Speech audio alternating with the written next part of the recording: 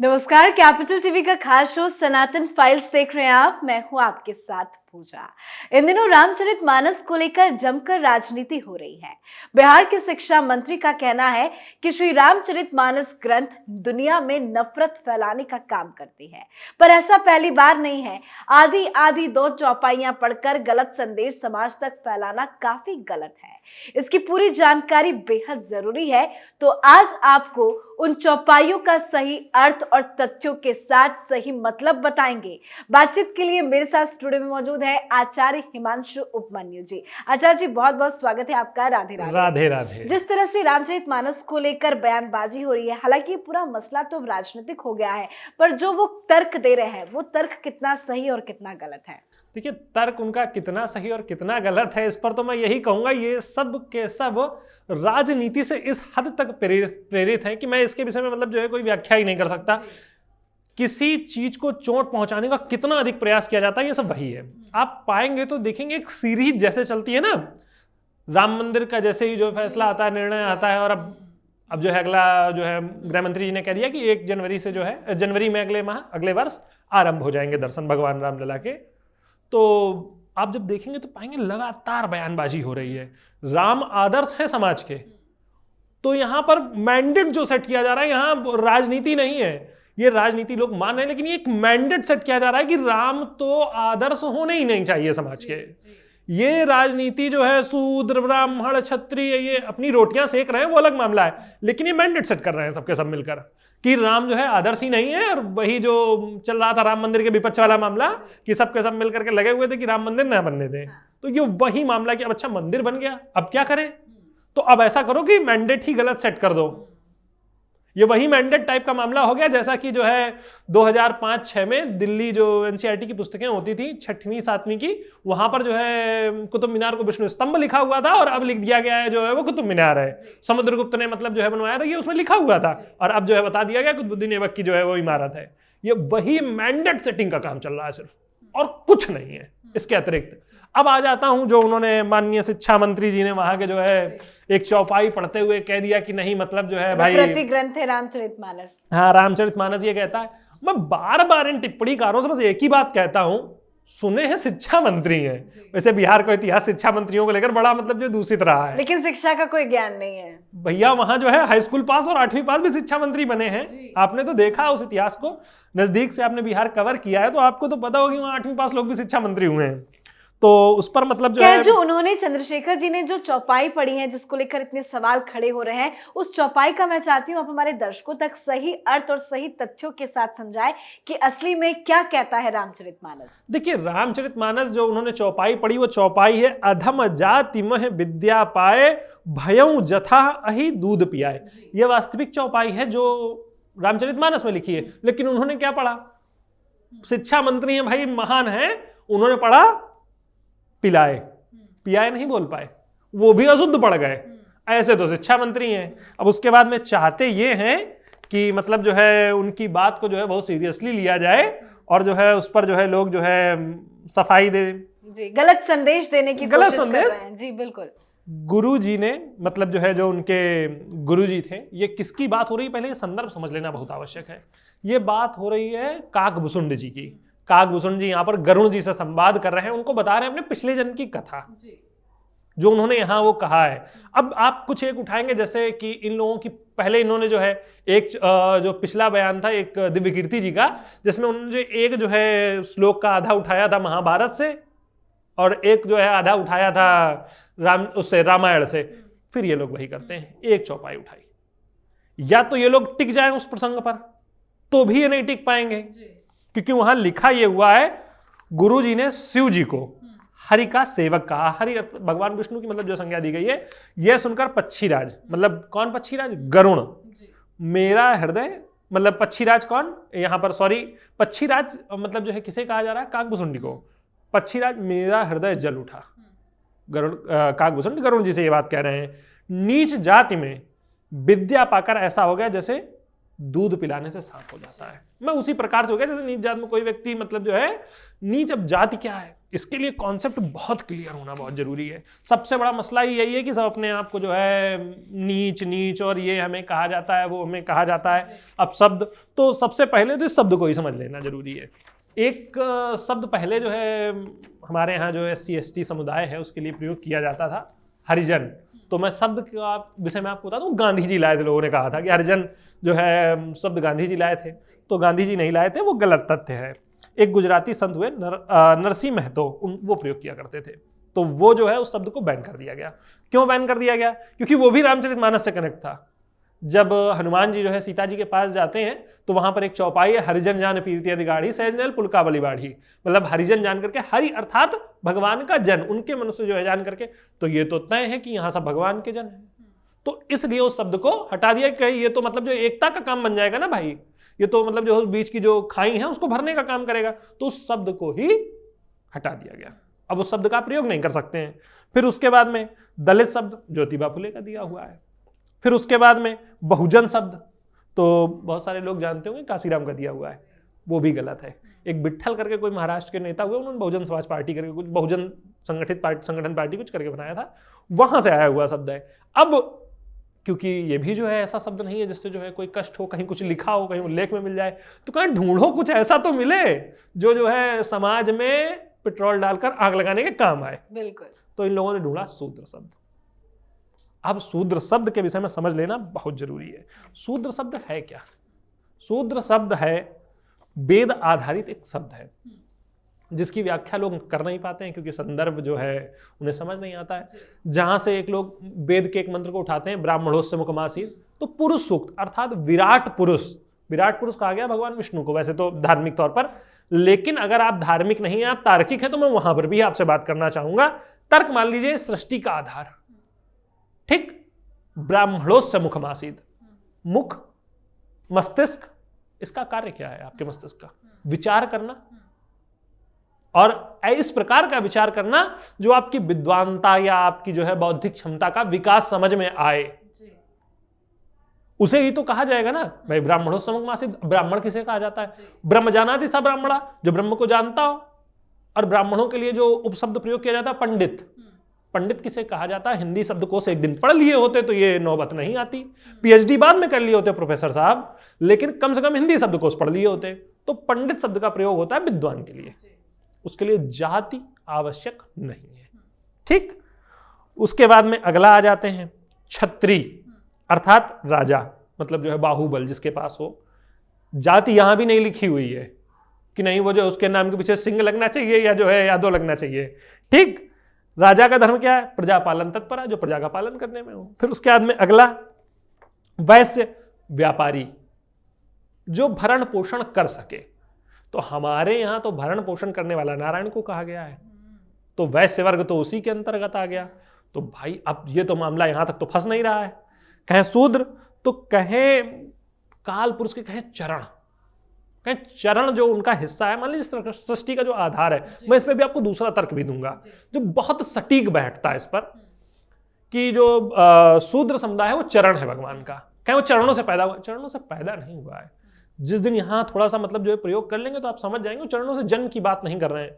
वहां बात किया जा रहा है उस व्यक्ति के उस हिस्से से अधिक कर्म किए जाने की। जो हिस्सा जो शरीर का जो बताया गया, वहां से वो व्यक्ति अधिक परिश्रम करेगा, वही उस श्रेणी में शामिल होगा। शूद्र अर्थात जो चरणों से अधिक परिश्रम कर सके। अब इसका जो अगला एंगल है ब्राह्मण, मस्तिष्क की मैं बात कर रहा था, तो आप ब्राह्मणों की संख्या बहुत कम पाएंगे। देखिए मस्तिष्क कितना छोटा होता है, बहुत कम पाएंगे। उसका हमने छत्री, बहुत कम संख्या है क्षत्रियों की, ठीक। अब वैश्य, वैश्यों की संख्या वैसे तो बहुत है, बहुत सारे वैश्यों के तकबे को उठाकर ओबीसी में मिला दिया गया।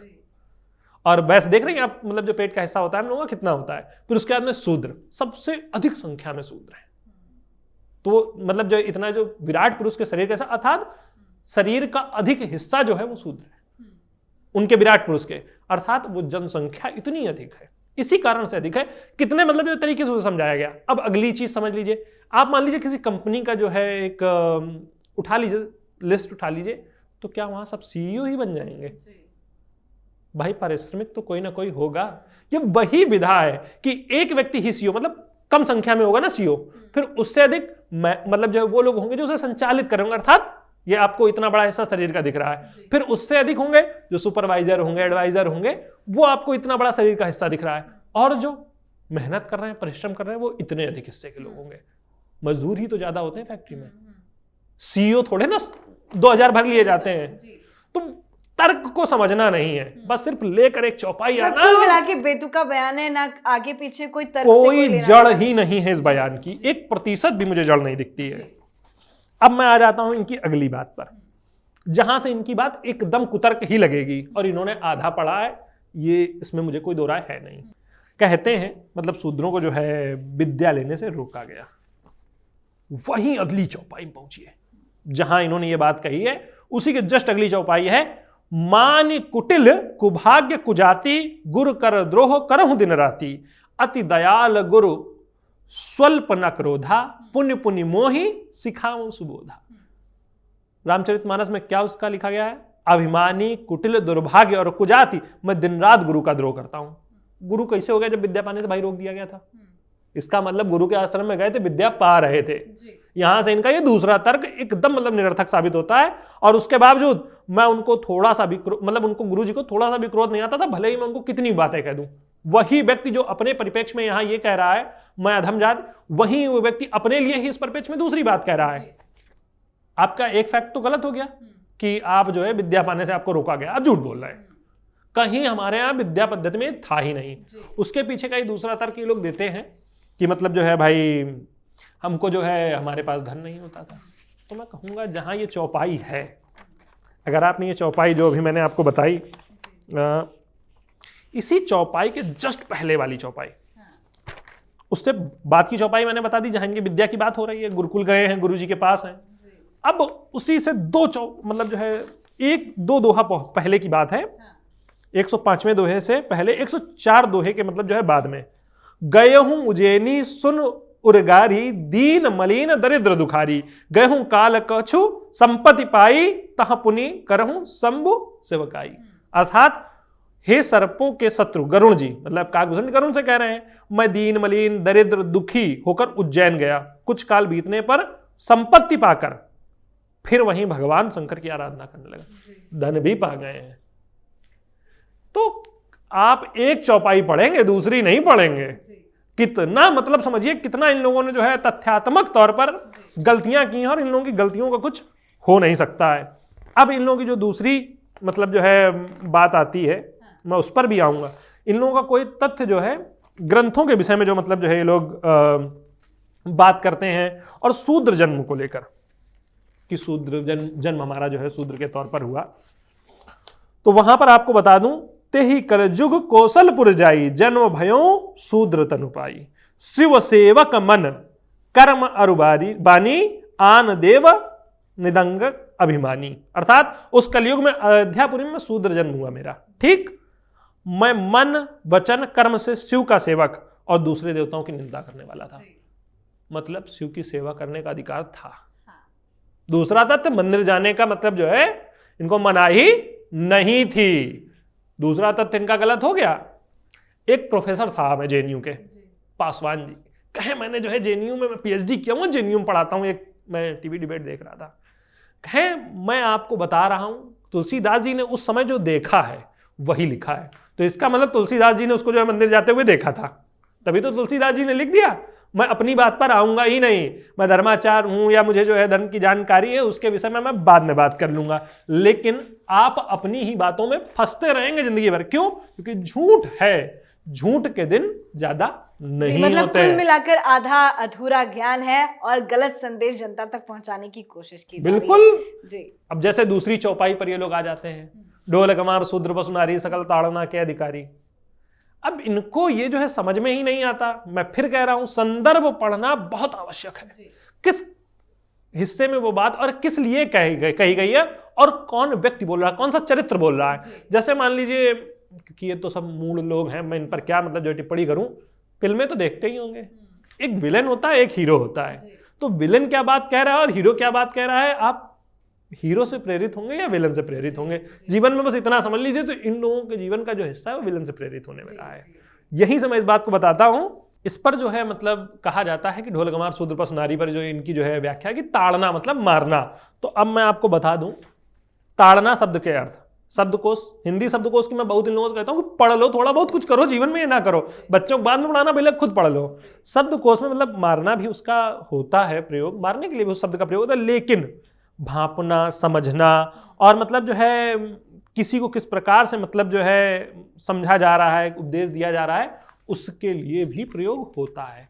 अब आप एक ही शब्द सी का प्रयोग कभी कहीं होता है और कभी कहीं होता है, अंग्रेजी का एक शब्द मैं आपको बता रहा हूं, वैसे ही ये शब्द है, कई जगह कई संदर्भों में उसका प्रयोग किया जा सकता है और यहां भी उसका वही प्रयोग किया गया है। यहां कहा जा रहा है अर्थात ढोल गंवार शूद्र पशु नारी सकल ताड़ना के अधिकारी, अर्थात ये सभी उद्धार के जो है अधिकारी हैं। इसमें गलत क्या है? सभी विद्या के, शिक्षा के अधिकारी हैं, इसमें गलत क्या हो गया भाई? मुझको ये बताया जाए।